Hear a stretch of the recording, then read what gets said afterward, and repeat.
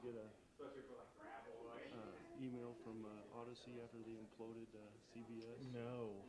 Jesus Christ. I Especially know. as a New Yorker, that blew my mind. No kidding. I was briefly reading today an article with Well, in my mind, where he interviewed two of their former guys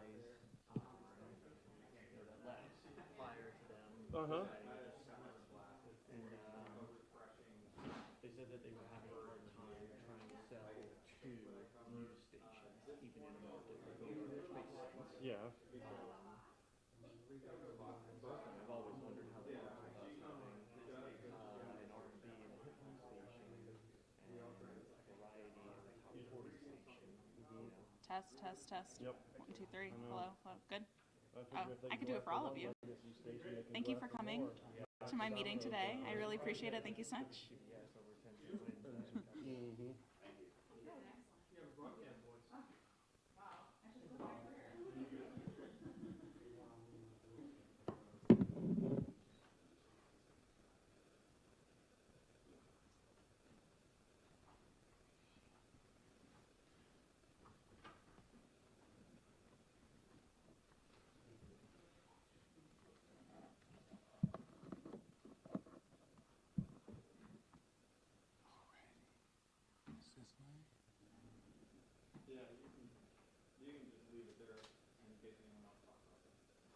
Okay.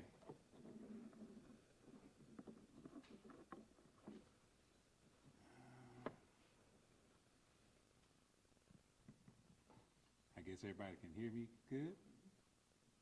Okay. Oh, wait a minute. Jefferson.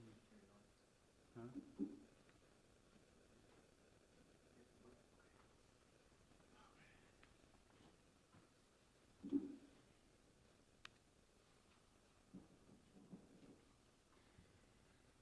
Well, good morning. Good morning, everyone. I want to extend my gratitude for all of you being here today and want to thank our media representatives for your continued coverage and support during these challenging times.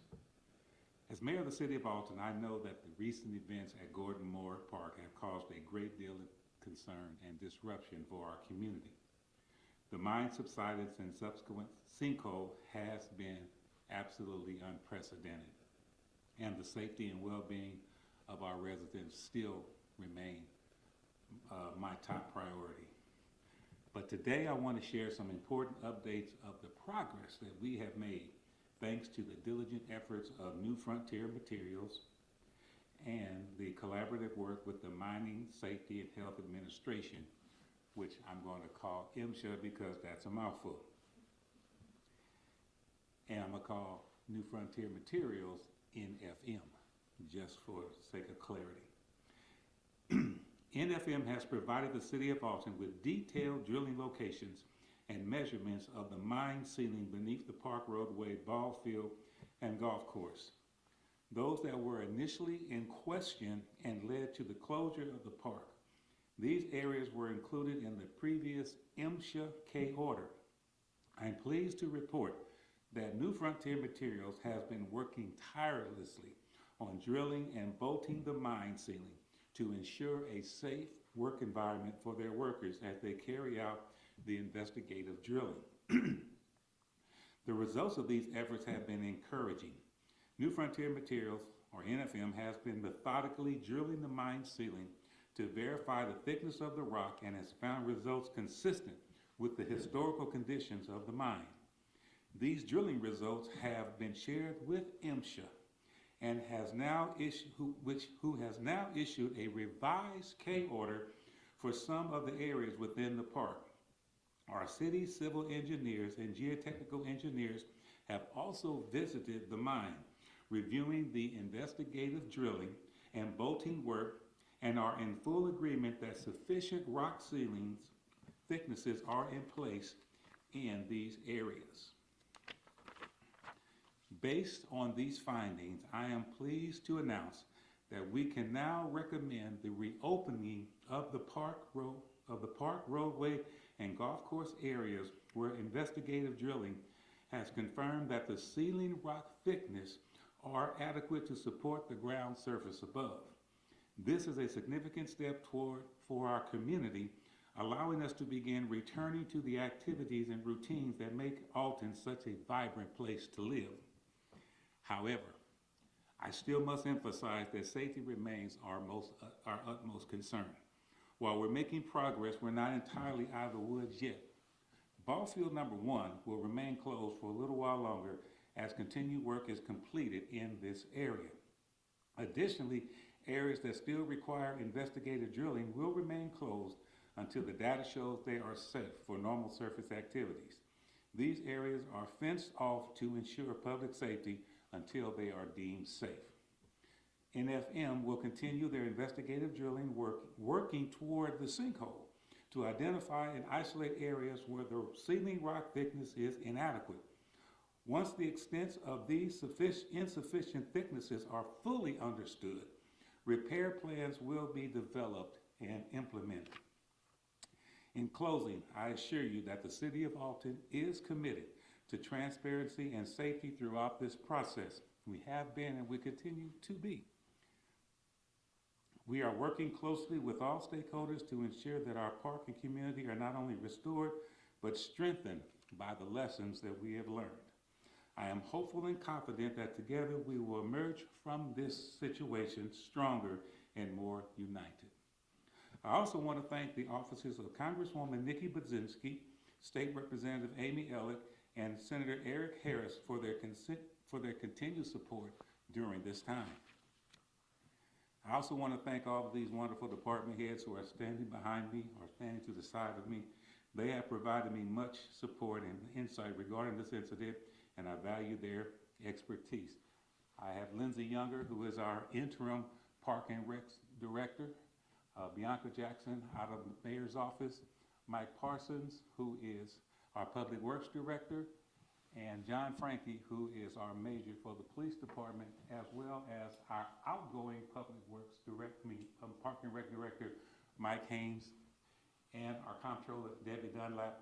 Also with us today is Justin Kleinschmidt. So I just want to take this time once again to publicly thank Mike for, 14 years of service? How long? 10 years? Okay. Gave you more than your credit. Okay. But thank you for all of your work. You know, I also want to thank the surrounding communities who took us in and provided their facilities to accommodate us during this time of the park closure. They were very instrumental, and this shows this is what community is all about. And I want to express my heartfelt gratitude to the ones who took in our different tournaments, our softball leagues and different things, and to SIUE who welcomed the Alton River Dragons to their facility to play. And so it just takes a community, like I said, a rising tide raises all ships, and they did a fantastic job in accommodating us in our time of need. So thank you once again for your attendance and support. We will continue to keep you informed as we move forward. The safety and well-being of our community remain our top priority, and with your continued cooperation, we will ensure that Alton continues to thrive. Thank you very much. I open up for questions. When you say recommend the park be open, what do you mean by that? Who does that recommendation go to, and who ultimately decides when the park reopens? I am glad you asked that. After receiving the MSHA order was our main determining factor in regards to when we're going to reopen the park, because that K order went right through the main entrance, the roadway of the main entrance to the park, and extended to the golf course. All that area has been deemed safe, so now we can safely open the park. So it is open, or you're recommending that it's open? No, it's not open, and just to go public right now, we're planning on opening Gordon Moore Park this Friday at 7 a.m. So I will be there to unlock the gates and open the gates, and I know it's a school day, but hopefully I'll have some family members there, some grandkids there, and we're going to play in the park before school happens, just to show that our park is a safe park to be in. So there it is, Friday, which is August 16th is at 7 a.m. The park's going to be open, once again, with the exception of Ball Diamond number 1. We have fencing. We have fencing all around the sinkhole area, along with the regular fence that fenced in that property. So that obviously will be off limits. Are there mines then underneath the golf course and the other areas that are opening? Yes. And then who permits that? Can like the mine company just drill anywhere, or go into anywhere, or who regulates the mines underneath the park? Well, we have a lease. They lease the property from us, and so they basically have been under the park drilling for as long as I can remember.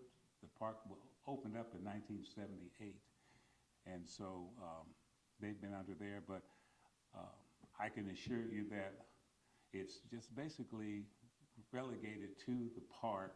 No residents have been affected by the drilling. They don't drill under residential areas at all, and they don't go towards Route 140, or they don't go across the street to the north side of the park.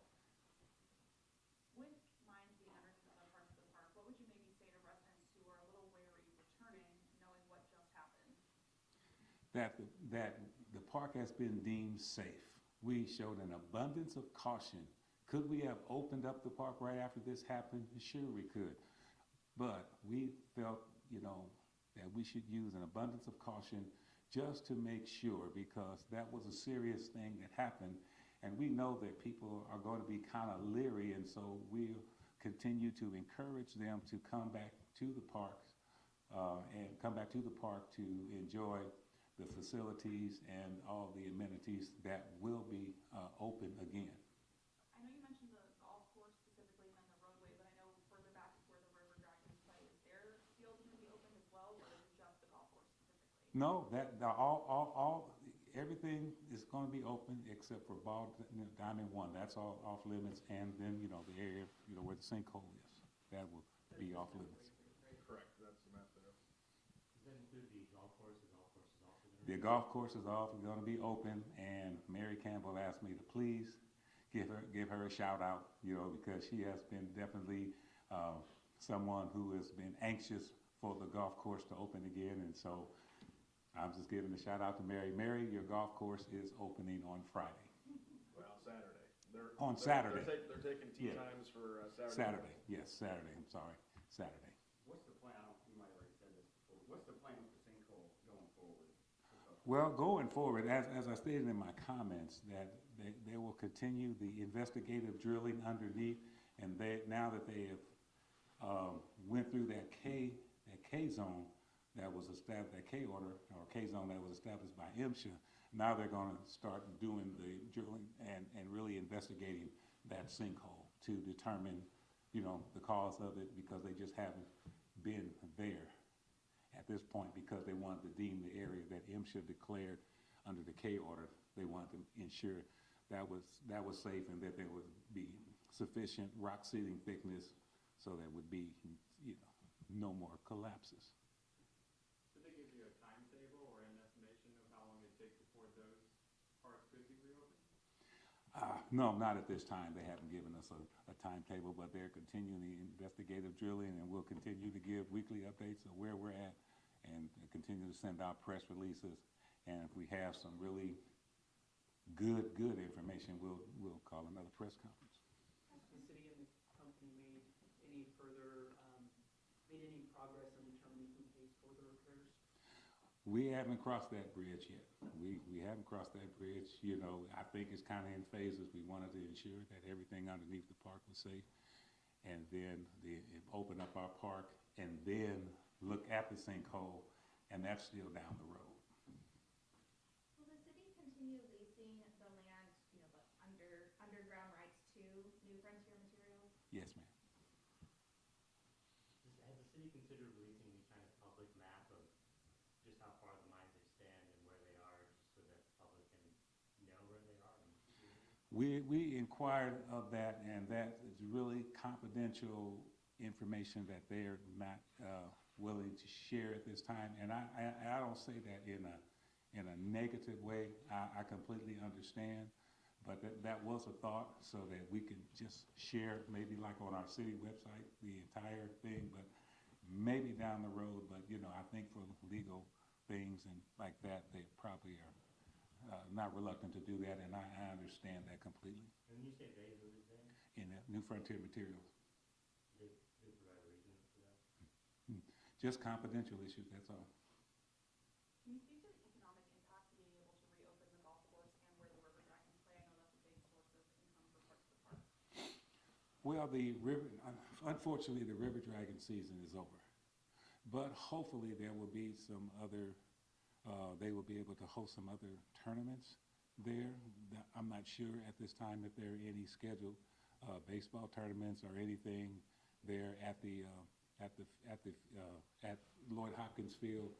But obviously it was an economic impact to them, because when they had to go to other places to play, you know, they were not able to sell concessions. They were at the liberty of the other facility and their concessions, and then there was a fee to play on it, but still it was nice that they welcomed them there.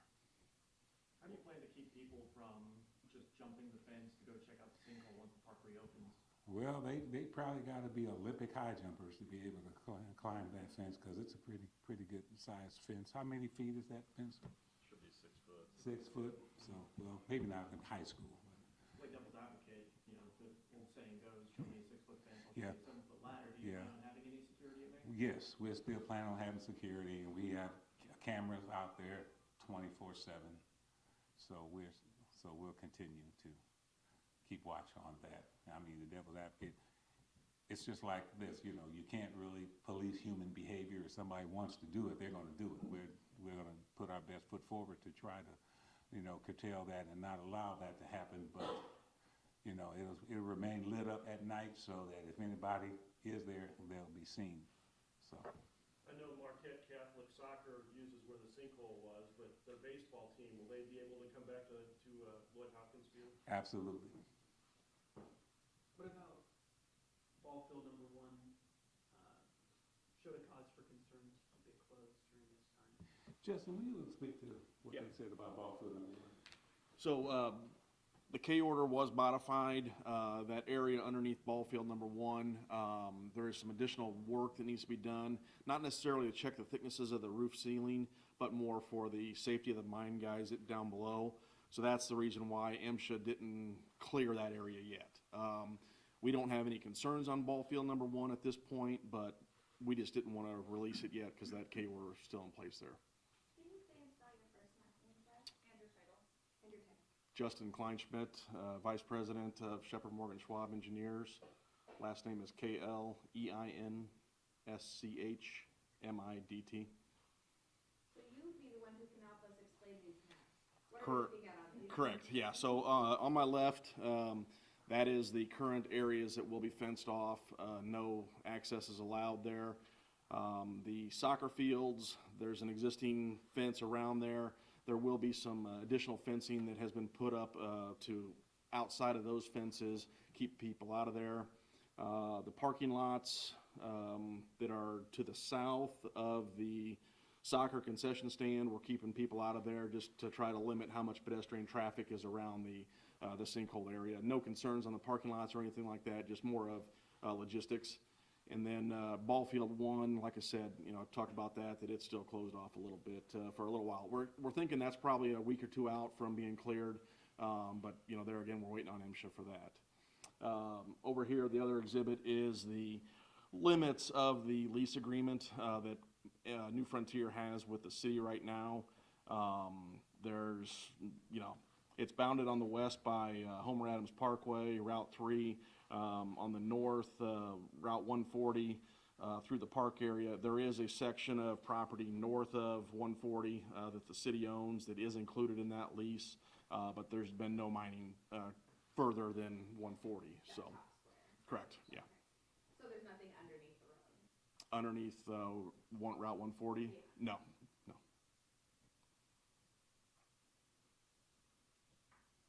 Hey, Mayor, what kind of impact has the closing of the golf course had on that facility? You want to talk, Mayor? Or maybe Mike, do you think you want to? Yeah, I mean, the golf course has obviously been, I mean, they've been maintaining it the entire time that it's been closed. So it's actually in pristine condition right now with the lack of play there. But yeah, I mean, it's been hurting them financially, and in turn also hurts the city. So it's huge to be able to reopen Spencer T. Olin Golf Course. That was the main driver in getting the road open in order to get the public back there so that they could reopen and golfers could get in. So, yeah.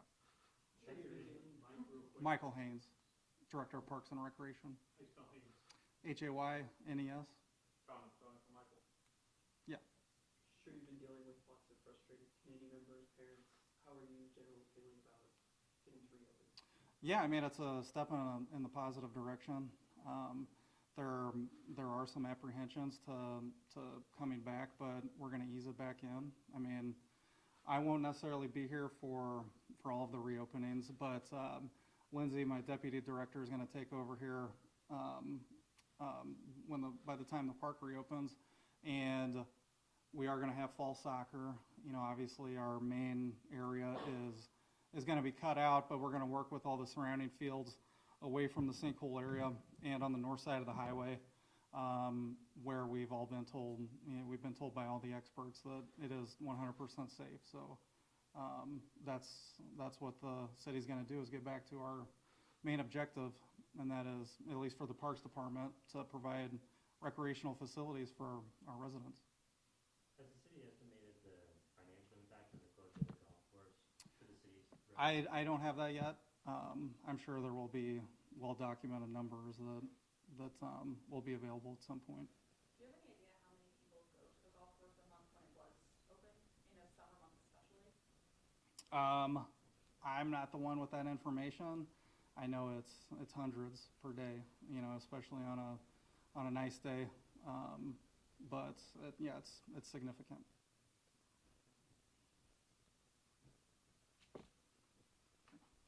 And also, just to know, there are some tournaments at Lloyd Hopkins Field scheduled for September and October, so that will be utilized again.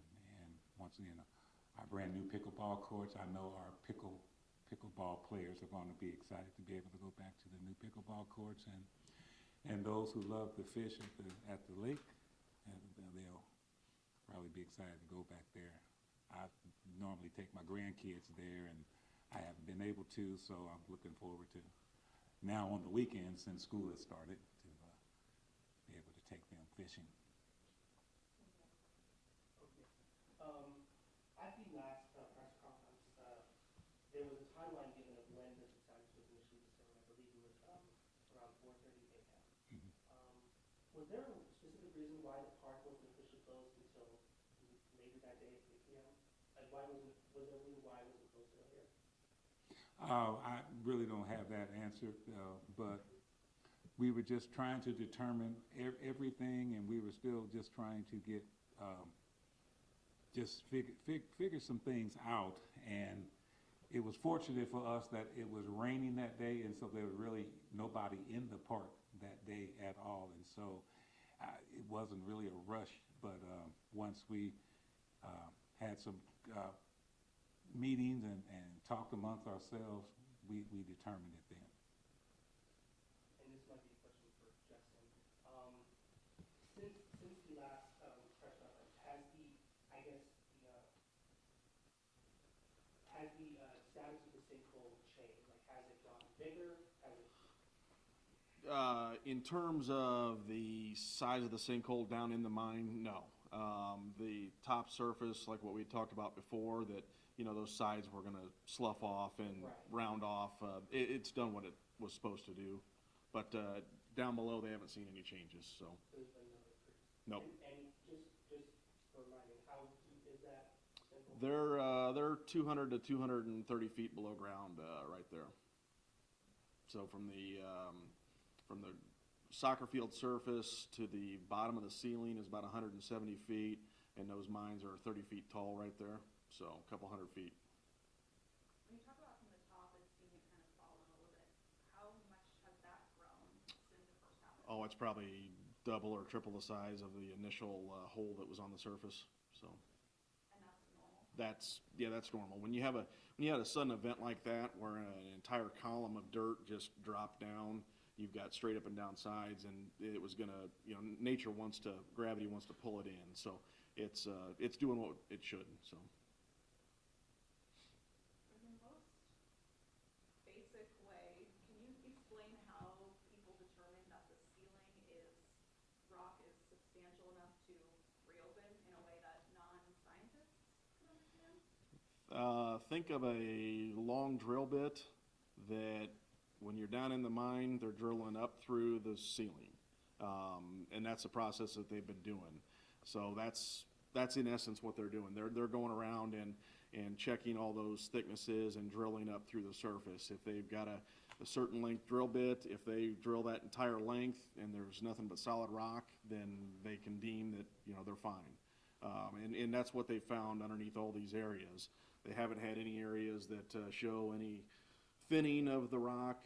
So around the sinkhole, it's, there was talks about it. It's just an anomaly where millions and millions of years ago when that rock was put in place and formed, there's just, there was a little void there that didn't have any rock in it, and that's what caused the collapse is what they're expecting. But everywhere else, underneath the roadways, underneath the golf course portions, no questions or no concerns with the thickness of the ceiling rock there, so.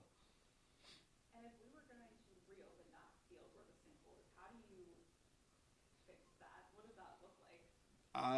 I've got some opinions, but then again, it's not my hole to fix. So that'll be coming from New Frontier at some point.